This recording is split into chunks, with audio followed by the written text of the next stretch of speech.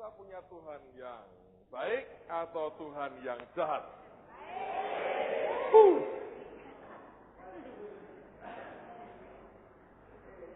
Saudara menerima sebagaimana yang saudara yakini.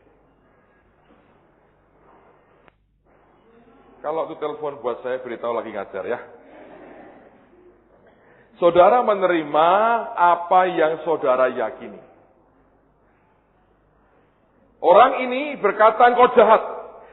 Dia berkata, oke, engkau sudah tahu aku jahat. Engkau mesti bersikap dong. Bagaimana punya Tuhan yang jahat. Itu poin yang Tuhan mau katakan buat kita.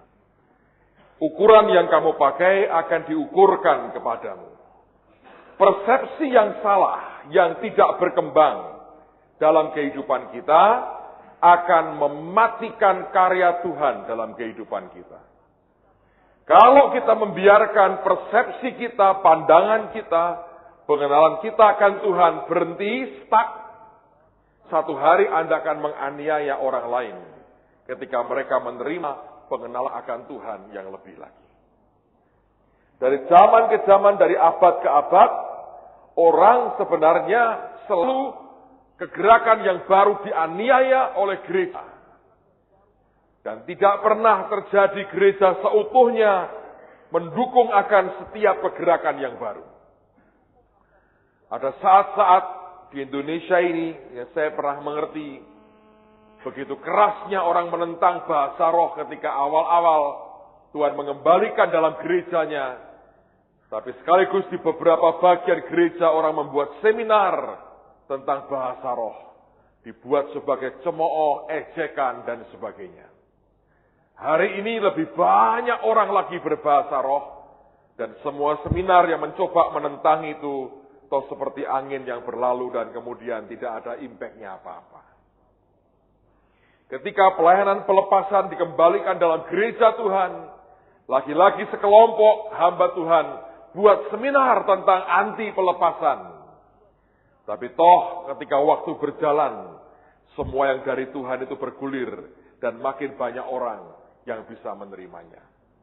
Kita dibuat oleh Tuhan untuk kenal Dia secara progresif. Artinya pewahyuan kita akan siapa Dia tidak boleh berhenti, tapi harus terus berkembang. Ingin kenal Dia lebih lagi, karena kita punya pengenalan yang masih sangat terbatas. Kerinduan kita untuk kenal Dia lebih dan lebih lagi akan membuat kita makin kenal siapa Tuhan yang sebenarnya.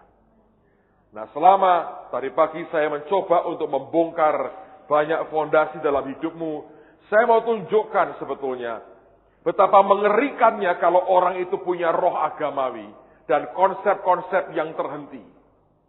Tanpa sadar tiba-tiba Anda bisa berkata, ya saya setuju, dia Tuhan yang jahat. Buat saya itu mengerikan sebetulnya. Tapi sekaligus kejujuranmu itu baik. Daripada kita berpura-pura dan tidak kenal Dia yang sebenarnya. Mengagetkan saudara. Anda berkata dia jahat.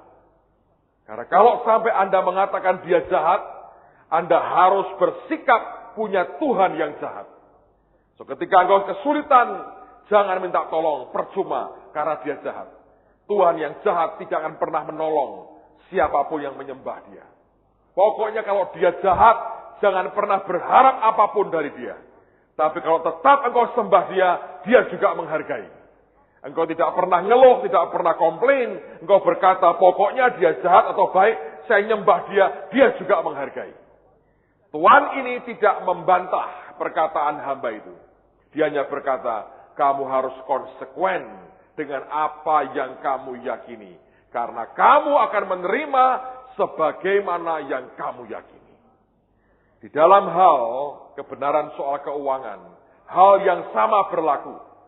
Kalau kita percaya Dia adalah Tuhan yang mau kita miskin, atau kalau Anda percaya kemiskinan identik dengan kerohanian, Anda harus konsekuen. Harus konsekuen. Engkau harus mengucap syukur ketika engkau miskin. Jangan mengeluh, jangan utang kepada orang lain. Mati dengan tegak dan perkasa dengan kebenaranmu. Saya masih ingat beberapa tahun lalu ketika John Evans ini pertama kali khotbah di gereja.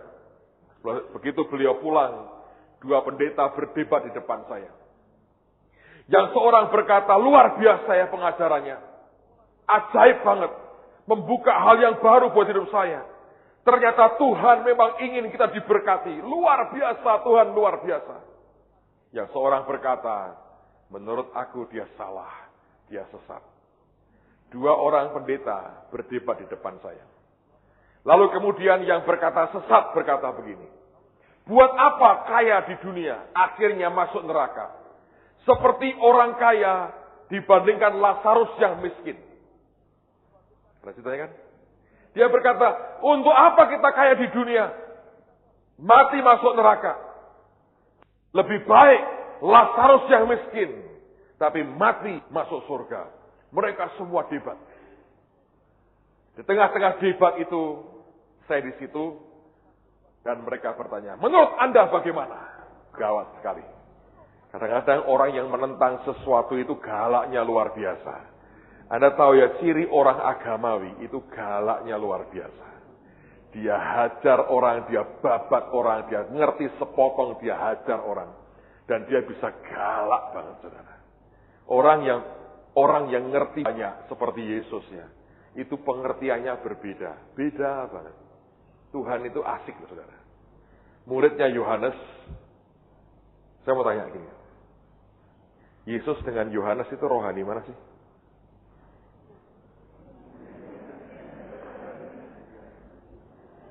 Gini. Saya tanya lagi. Saya suka sekali bahas soal ini karena ini membelenggu banyak orang bertahun-tahun, berabad-abad. Kalau Anda pergi bertiga dengan dua orang temanmu. Pada hari itu kau berkata, kita pergi makan yuk. Siang ini kita makan yuk. Si A berkata, oke. Wah, makan aku suka. Si B berkata, maaf, aku puasa. Yang si A berkata, oh puasa ya? Aku gak pernah lu puasa, gak kuat. Si B berkata, ini hari ke-20 aku puasa. Aku hanya makan sehari sekali. Menurut saudara rohani yang mana? Yang makan atau yang puasa? Bagus. Kemudian Anda pergi lagi.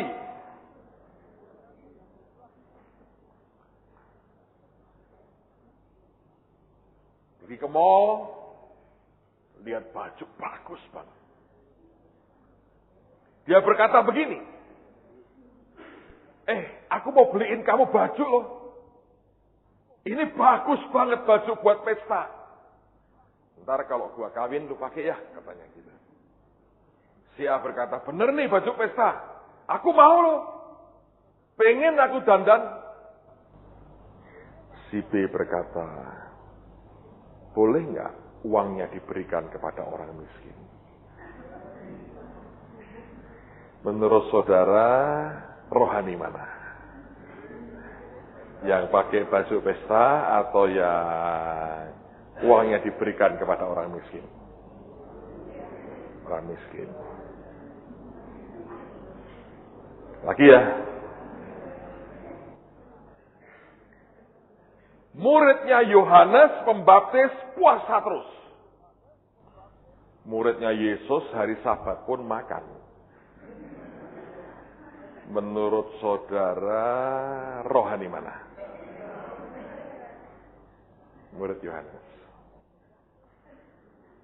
Yohanes Pembaptis dikenal sebagai orang dengan pakaian dari kulit, makan belalang dan minum madu, tinggal di padang gurun dengan keadaan sangat kering. Yesus dengan pakaian lenan yang bagus, suka makan di rumah-rumah orang berdosa. Menurut saudara, rohani mana?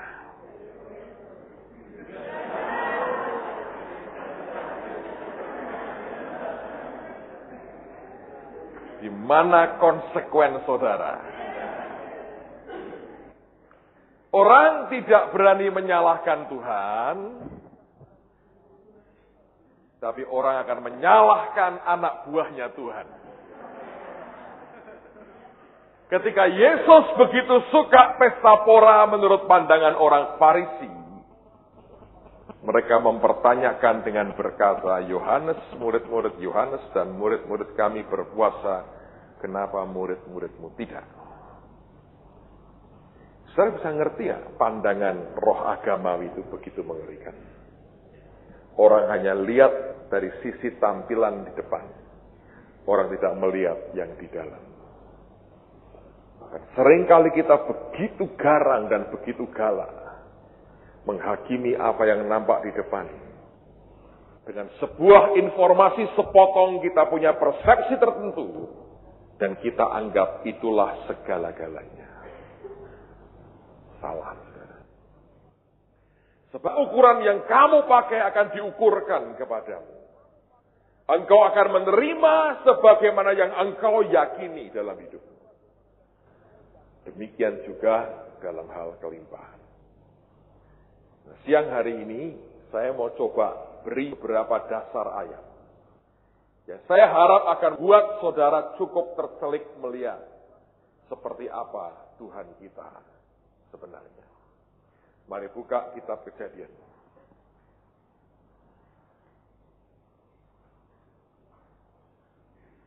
Kejadian pasal yang pertama, ayat yang ke-27. Kita lihat dulu. Kejadian pasal yang pertama, ayat yang ke-27.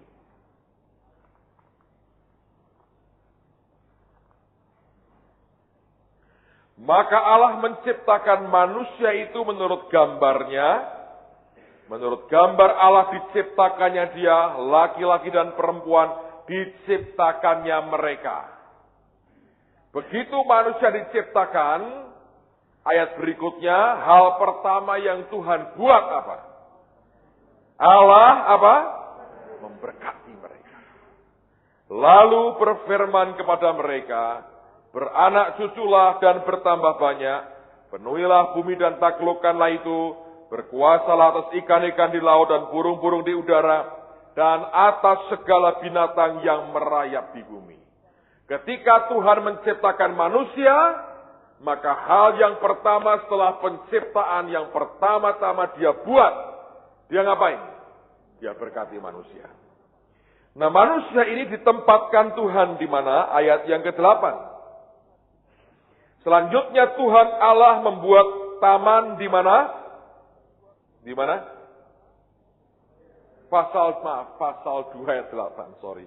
Pasal 2, Kejadian pasal 2 ayat 8. Selanjutnya Tuhan Allah membuat taman di Eden, di sebelah timur. Disitulah ditempatkannya manusia dibentuknya itu. Saya teringat cerita tentang teman saya yang tinggal di Amerika. Yang cerita dengan saya Pak Agus Sutanto. Jadi kalau salah, dia yang salah. Tapi saya kenal orangnya. Teman saya namanya Edi. Dia pacaran dengan pacarnya bernama Annie. Nah, di Amerika plat nomor itu Anda boleh pesan ya, huruf apa gitu ya. Di Indonesia harus dimodifikasi, dibuat-buat, di sana boleh. Kalau nggak salah pokoknya 6 huruf atau gimana itu boleh. Lalu kemudian mereka patungan, mereka beli mobil, dipakai bersama-sama. Eddie dan Annie. Disingkat dari apa? Apa? Eden. Luar biasa. Kemanapun pergi, mobil Eden ada, orang tahu ada Eddie dan Annie. Mereka memadu kasih, menjalin cinta, pokoknya dahsyat. Seperti gunung meletus dan Jogja gempa. Eden merupakan impian banyak orang. Tapi cinta mereka tidak abadi. Eddie dan Annie ribut dan mereka pisah. Tak lama berselang, Eddie yang hebat ini punya pacar baru. Namanya Annie.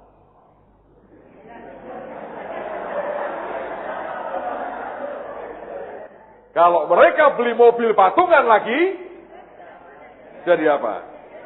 Edan, Anda pinter sekarang. Dalam kehidupan kita ada dua pilihan. Anda mau Eden atau Edan. Kalau saudara dapatkan yang dari Tuhan, kau berkata Eden benar ini. Kalau bukan dari Tuhan, Edan tenan saudara. Itu choice-nya begitu. Allah menciptakan manusia, Tuhan memberkati mereka. Dan yang hebatnya, Tuhan taruh mereka bukan di Taman Edan, tapi di Taman Eden. Nah, sekarang ceritakan ke saya, menurut Anda, taman itu tuh seperti apa sih gambarannya? Kalau Anda bayangkan Taman Eden, seperti apa? Ada yang mau jawab? Singkat saja, Eden, apa yang Anda bayangkan?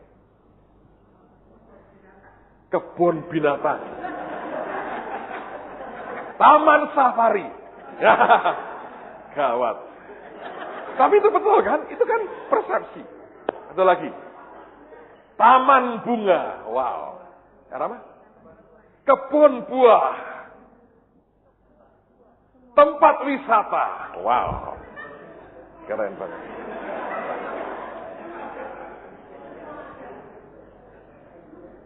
Semua ada itu apa saja yang ada. Artinya wisatanya oke, alamnya bagus lah pasti ya. Keren banget, gak ada pabrik, gak ada tempat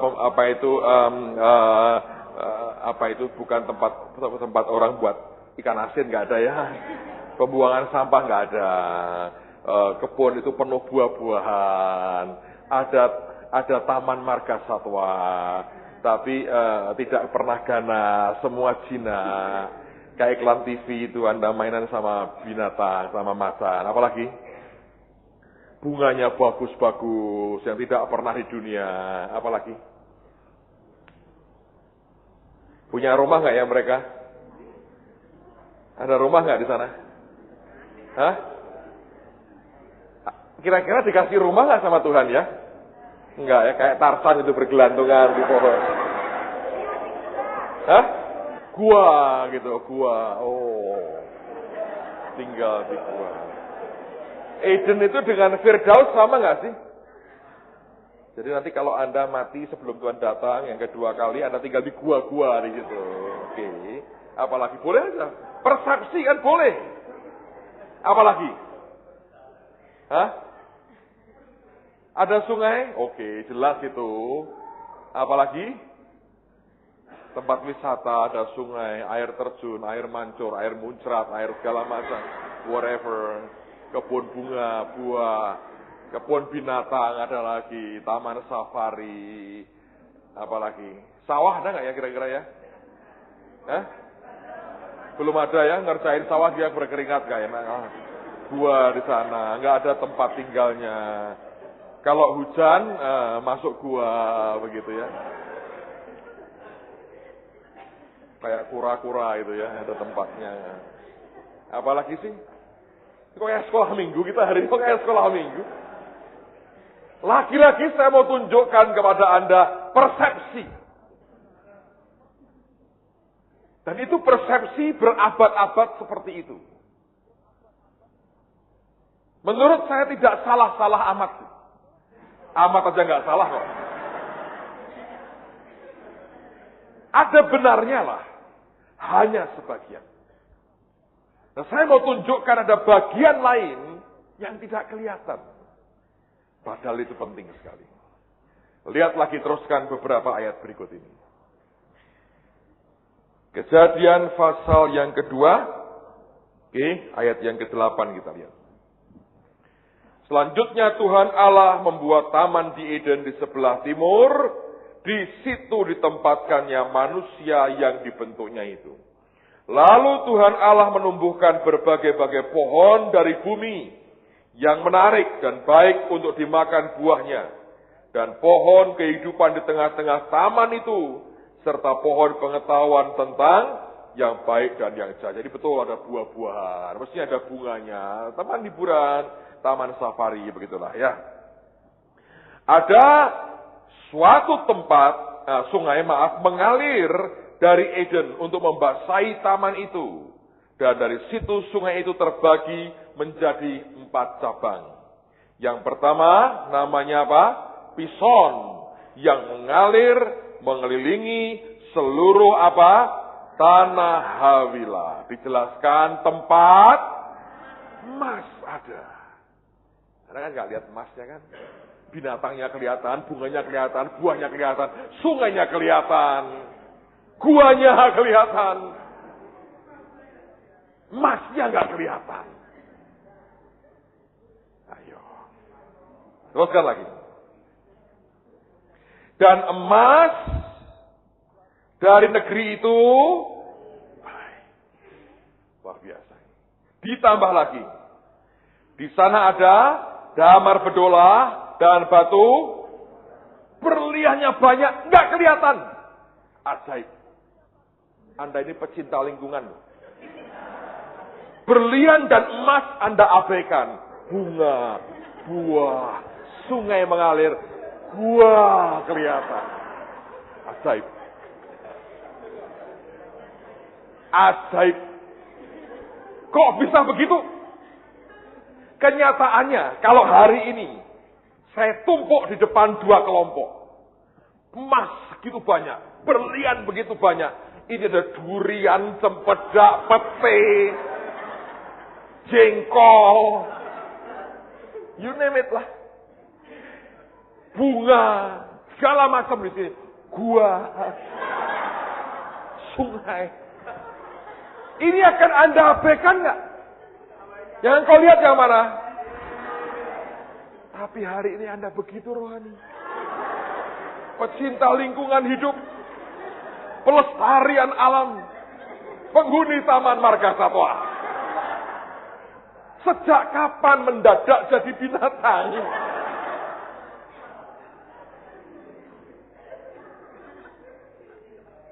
Persepsi.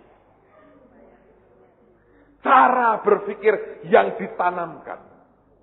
Gambar-gambar yang tiap kali engkau lihat tentang Taman Eden. Film-film Adam dan Hawa yang melarat gak punya baju. Ditutupi daun sana sini. Itu kan persepsi itu berbahaya. Padahal di awal ketika Tuhan taruh manusia di Taman Eden, benar menurut saya nggak tahu tentang gua, saya nggak tahu, saudara. Apakah mereka harus mengungsi ke gua tiap kali kayak orang-orang zaman purba, atau mereka bergelantungan kayak Tarsan tidurnya, saya nggak tahu. Alkitab tidak nulis. Tapi sebagian besar persepsi Anda benar nih, sebagian besar. Tapi kita nggak pernah diajar bahwa dari semula Tuhan mengerti yang kita butuhkan dan yang kita suka. Kalau manusia dilihat Tuhan tidak butuh semuanya itu, untuk apa ditulis di Alkitab? Emasnya baik, ada batu-batu permata yang luar biasa. Untuk apa? Dia mengerti manusia suka. Sama seperti dia suka. Katanya jalannya dari, aspalnya dari emas. Dengan aneka batu di surga yang luar biasa. Benar kan? Persepsi. Betapa banyak model persepsi seperti itu dimasukkan di benak kita. Sehingga dari awal orang berkata penciptaan itu seperti 2 orang telanjang tinggal di taman safari yang jinak. Dicampur kebun buah-buahan dan tempat wisata yang indah. Itu bayangan orang. Tapi tidak ada orang yang bisa melihat lebih jauh. Walaupun ditulis di Alkitab. Bahwa di bagian Eden ada tempat di mana emas ada. Emasnya baik. Dengan batu-batu permata yang mahal. Dan semuanya di situ. Itu sebenarnya berbicara. Dari semula Tuhan ingin hidup kita. Menikmati semua yang terbaik dari Tuhan. Dan itu yang seringkali meleset dalam kehidupan kita. Karena bisa ngerti bahayanya persepsi. Sebuah persepsi itu bisa jadi jebakan yang begitu mengerikan. Kalau terus Anda pegang seperti itu sampai kapanpun, engkau hanya berkata tentang Tuhan yang hanya sekedar menciptakan kebutuhan hidup kita. Tapi Tuhan yang tidak tahu kesenangan kita. Kesenangan kita belum tentu dosa. Karena bagaimanapun itu pemberian Tuhan. Ada kesenangan-kesenangan dosa yang mendukakan dia dan melukai hatinya. Membuat dia undur dari kehidupan kita. Tapi ada kesenangan-kesenangan yang dari Tuhan. Dan orang yang menikmatinya, dia menikmati karena pemberian Tuhan. Tuhan mau kita hidup dalam anugerah, dalam kelimpahannya. Karena itu kesenangan yang Tuhan beri. Yang tidak boleh kalau itu menggeser, menggantikan Tuhan dalam kehidupan kita. Persepsi itu berbahaya. Persepsi itu berbahaya. Dari sejak semula Alkitab berkata, di Taman Eden ada tempat yang begitu limpah dengan banyak hal yang Tuhan mau berikan dalam hidup kita. Sekarang lihat Mazmur pasal yang ke-35. Hari ini saya mau taruhkan persepsi baru. Mazmur 35 ayat yang ke-27. Mazmur 35 ayat yang ke-27.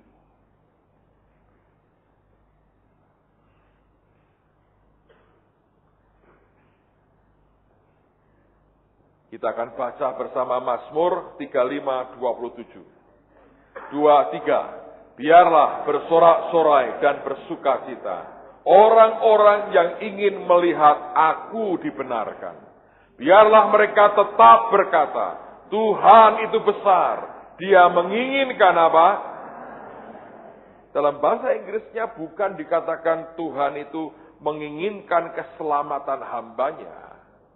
Tapi Alkitab berkata, who hath pleasure in the prosperity of his servant. Yang bersuka cita melihat kelimpahan kemakmuran daripada hamba-hambanya. Dan itu harus terus dikatakan, kita harus berkata, dia Tuhan yang suka melihat hamba-hambanya berkelimpahan. Kalau Anda berkata dia kejam, saya berkata tidak. Dia Tuhan yang baik, dia Tuhan yang maha baik, dia Tuhan yang penuh kasih, dia bukan Tuhan yang kejam. Yang punya kesukaannya, pleasure-nya, kesenangannya, melihat hamba-hambanya berkelimpahan. Siapa yang rindu hidupnya berkelimpahan? Saya tidak mengajar Anda jadi materialistis. Tapi saya ingin saudara punya persepsi baru. Cara pandang baru. Cara lihat baru. Karena kalau ini bisa masuk dalam saudara. Masuk betul. Berubah hidup saudara. Berubah. Berubah. Dan iman seperti ini harus Anda punyai. Untuk Anda bisa melakukan apa yang Tuhan perintahkan. Ya, saya pernah berkata. Bukan karena kita punya uang, kami bisa bangun Holy Stadium dan diperintah Tuhan bangun Holy Stadium. Bukan. Tapi karena somebody punya iman di dalam. Dididik Tuhan, dilatih Tuhan, punya di sini. Dia berkata, bangun buat aku. Pasti jadi, saudara.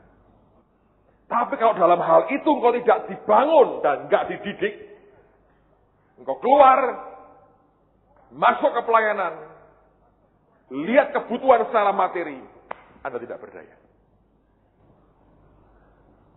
Karena kekuatan kebenaran ini, perhatikan ya, mengubah dari yang tidak ada menjadi ada. Firman kekuatan kebenaran ini mengubah dari yang tidak ada menjadi ada, dari yang tidak kelihatan, dari yang invisible jadi touchable, visible, bisa dilihat dan disentuh dengan tangan kita. Itu kekuatan kebenaran firman.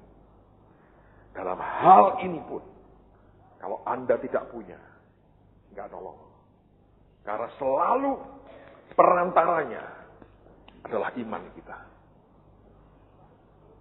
Waktu kami diperintah itu kami tidak punya apa-apa. Tapi saya harus berkata jujur pada saudara. Tuhan didik saya bertahun-tahun. Dididik bertahun-tahun.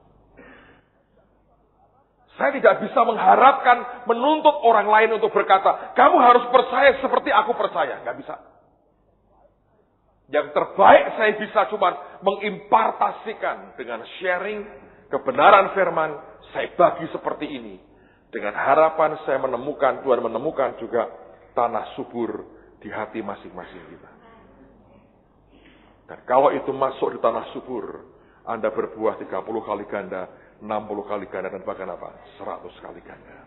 That's the best yang saya bisa buat. Saya masih ingat di awal-awal, waktu kami sudah mulai beli tanah itu dan belum lunas. Tanahnya aja belum lunas. Baru beberapa minggu setelah kami bayar pertama.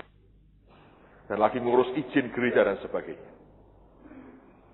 Ada seorang hamba Tuhan, kami lagi kumpul, semua kami lagi kumpul, pastoral lagi kumpul. Dan kemudian dia mulai bertanya, teman hamba Tuhan dari luar ditanya, kamu kok bangun gereja begitu gede? Duitnya berapa? Kami berkata, estimasi kami sekian, 80 sampai 100 miliar kira-kira, overall semuanya. Dia berkata, wah gede banget ya. Saya bilang, iya.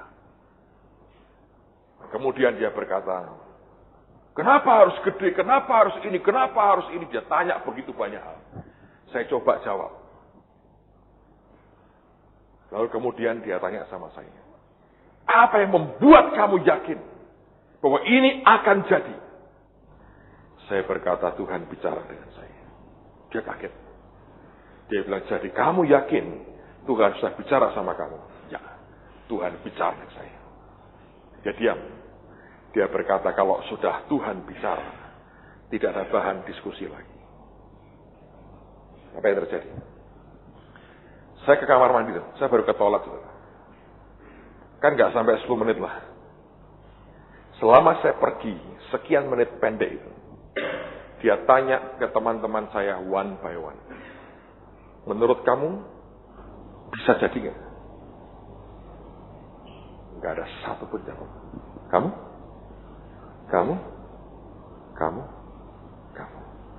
Tidak ada satu pun yang berani berkata, jadi. Tidak ada. Tidak ada. Saya dengar ini cerita dari teman-teman saya sendiri. Mereka ngaku, mereka cerita. Dan Pak Ardian sendiri, teman saya itu diberitahu Tuhan, kamu sebetulnya nggak ada andil apapun dalam soal iman bangun Holy Stadium. Itu murni iman gembalamu. Kamu nggak ada andil. Dia ngomong ke saya. Dan dia belajar, dia berkata, aku lagi diajari Tuhan. Dan Tuhan ngomong ke dia, kamu nggak ada andil sama sekali soal iman bangun Holy Stadium. Bukan saya ngomong. Tuhan ngomong ke dia ngomong ke saya. Ketika saya selesai, pendeta ini ngomong sama saya gini, aku tanya semua tim di depan teman-teman, tidak satu pun berani berkata itu pasti jadi. Ayo, saudara pernah mengalami seperti itu? Tiba-tiba Anda sadar, just between you and God and nobody else, hanya antara engkau dan Tuhan. Tidak ada orang lain lagi. Habis semua. Wow. Itu pengalaman tidak enak, saudara. Tapi itu pengalaman nantang betul di dalam. Challenging betul. Nantang. Karena tidak satu pun dari orang-orangmu sendiri yang yakin itu bisa jadi. Dan dia ngomong pada akhirnya, menurut aku, tidak bakal jadi. Tidak bisa jadi. Karena kamu sendirian. Dan tidak ada orang yang sehati yakin seperti kamu yakin. Tapi dia lupa.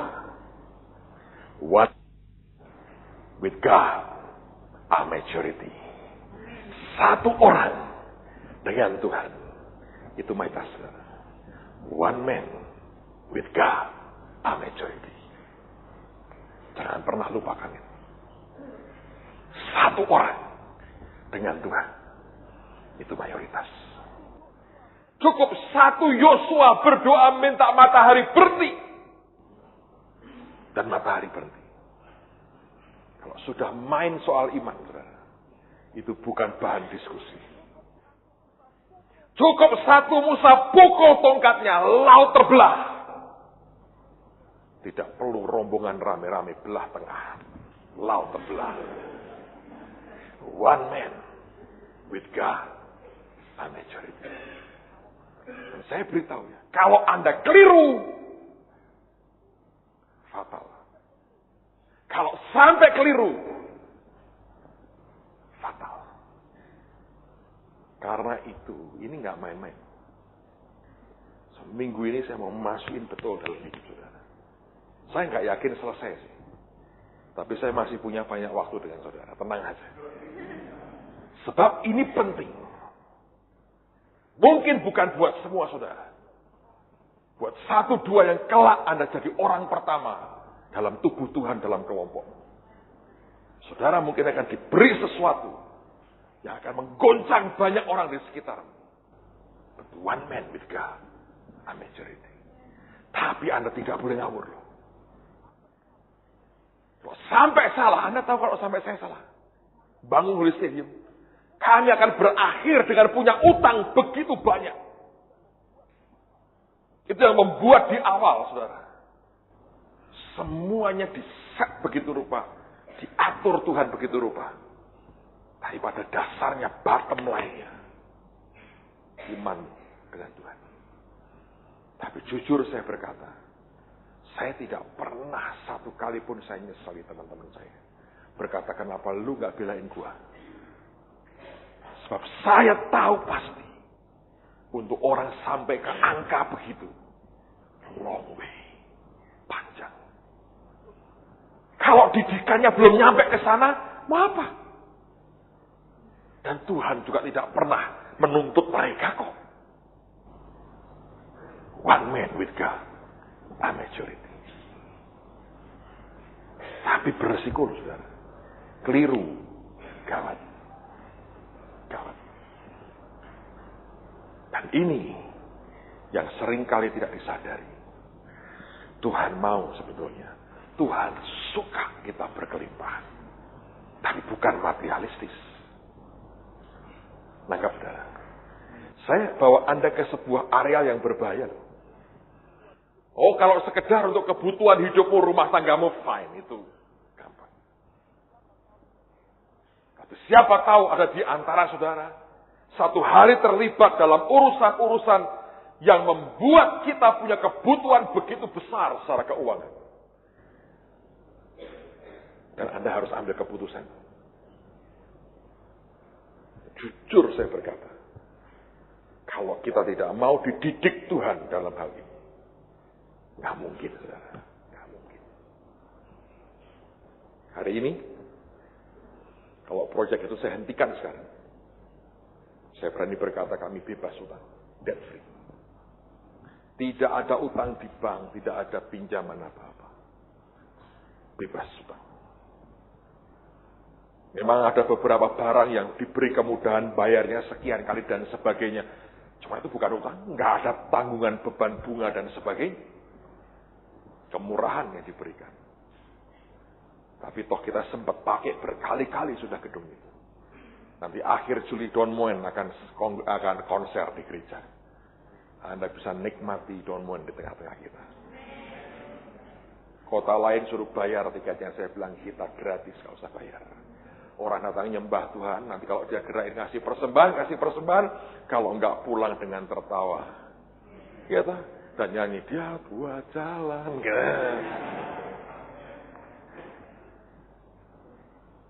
Kenapa Anda berani, Pak? Saya kenal yang saya sembah. Dalam urusan kayak begitu, saya kenali betul.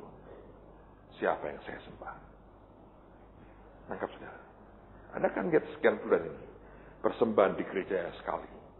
Tiap kebaktian. Saya nggak pernah buat 2 kali, 3 kali. Ayo ini kubur. No, biasa. Tapi dari waktu ke waktu saya melihat. Campur tangan Tuhan. Tetap luar biasa. Itu loh yang saya mau masukin ke hati dan spiritmu dalam minggu ini. Sekali lagi mungkin akan muncul atau tiba waktunya. Di mana tiba-tiba engkau dihadapkan kepada kenyataan seperti itu. Dia perintahkan saudara melakukan sesuatu. Dan kalau Anda bisa ngerti, mengenali dia dalam hal keuangan ini. Beda. Lihat beberapa ayat lagi dan kita akan selesai. Alright. Pengkhotbah pasal yang kelima. Pengkhotbah pasal yang kelima. Ayat yang ke-18.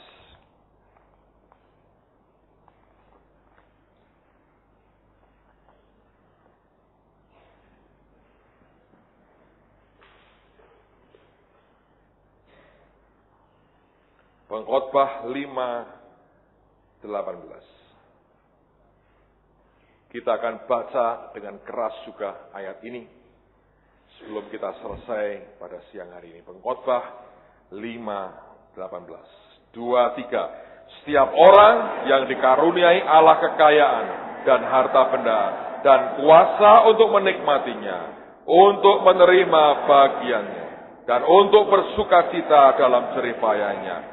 Juga itu pun apa? Tuhan suka melihat kita diberkati.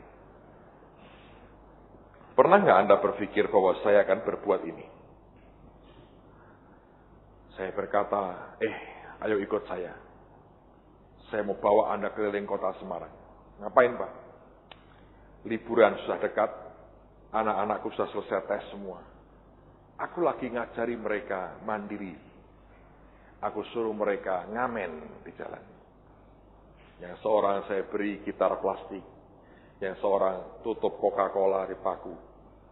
Yang seorang ambil botol Coca-Cola dengan gesekan apapun. Saya suruh mereka ngamen. Pernah nggak Anda berpikir, saya begitu kan anak saya? Normalnya tidak kan? Ya? Kecuali Anda agak sakit sedikit, mentalnya akan begitu. Normalnya tidak. Dia bapak yang baik. Dia bapak yang kaya. Dia bapak yang limpah. Normalnya dia juga ingin melihat anak-anaknya hidupnya baik. Aku datang memberi apa? Hidup dan hidup dalam segala. Susah nggak percayain itu, saudara? Susah.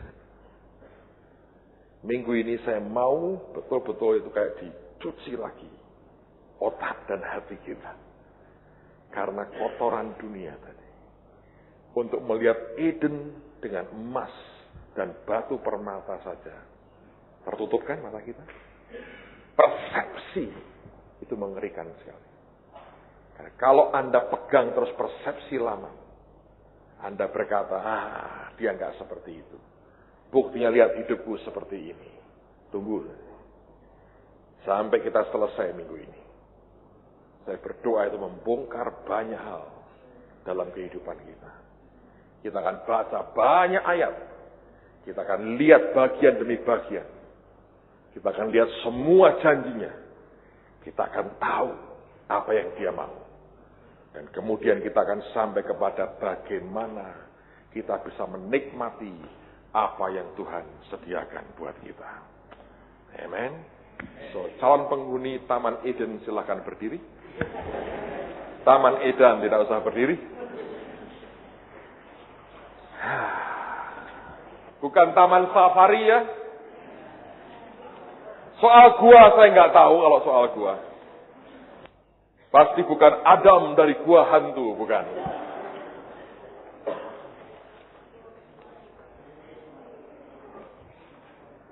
Kalau Taman Getsemani punya gua. Bukan punya gua, bukan. Punya gua, bukan punya gua.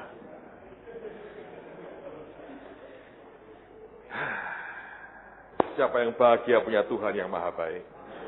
Oh, saya bahagia banget. Kita punya Tuhan yang luar biasa. Kita kemari bukan cari kekayaan, tapi kita tidak menolak apa yang Tuhan berikan buat kita. Karena ada orang yang sombong banget. Oh, yang ini aku nggak mau Tuhan. Sombong banget. Yaudahlah, yang nggak mau biar saya ambil aja.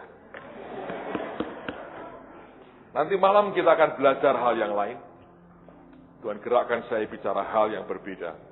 Tapi pagi dan siang ini, selama beberapa hari ini kita akan terus bicara. Jumat ada tes kecil buat saudara. Dan tidak usah belajar lah, gampang kita gampang. Ya, kita selalu memberi yang sangat mudah dengan nilai yang sangat baik. Soal 10, betul 10 Anda dapat nilai 10. Kita berikan dengan murah. Kalau tidak kita courting, tanpa diskon, semua diberikan apa adanya. Soalnya seperti apa? Gampanglah gampang. Anda pengen tahu, tanya Roh Kudus dia supaya tahu. Siapa tahu dia mewahyukan. Kalau dia tidak, ya sudahlah, terimalah apa adanya. Tetap kita tahu dia Tuhan yang luar biasa. Mari angkat tangan sama El Shaddai, El Shaddai.